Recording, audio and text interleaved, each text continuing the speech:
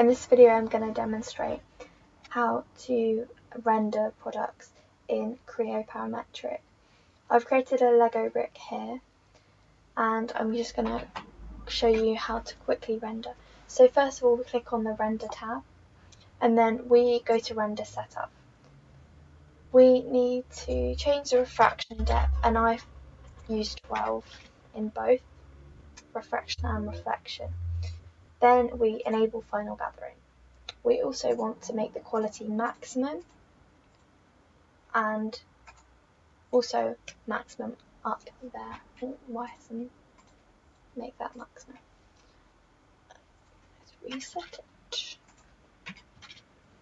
And now click on advanced and we enable all of these.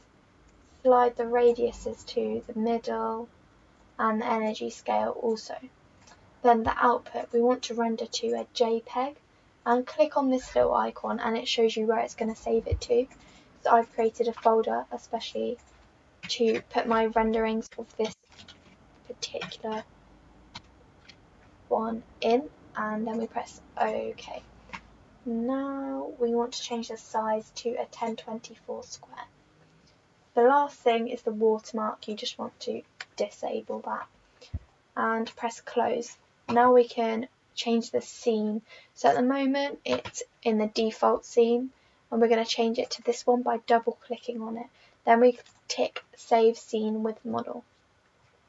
You can change the room by adding a floor. You can also add a wall in there.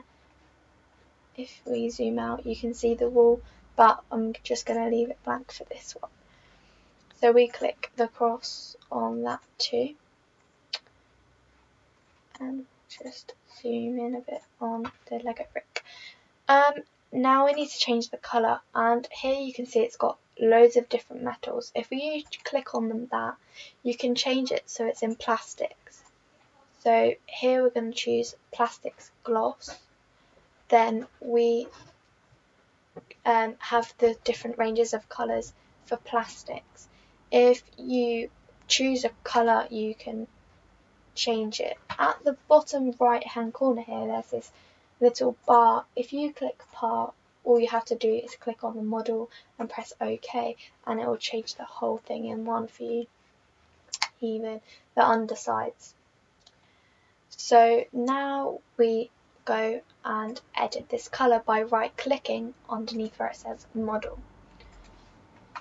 First of all we want to change the reflection colour to white by adding red to all the way, green and blue, which creates the colour white. Then you click OK. Now you can change the colour of your Lego brick. So you can adjust it to make all sorts of different colours. Everything, every single colour you can create. So I'm just going to find a colour that I like maybe, yes, that purple, that's quite cool. So we'll click OK. Next thing you want to do is change the diffuse, reflectivity and glossiness, which are these three here. So the diffuse changes the darkness or brightness of it. So I normally go for something around here for the diffuse value. The reflectivity you want to decrease quite a lot because it means that the top of your object will not be as white, and the glossiness I also decrease a bit, but you can play around with these different values.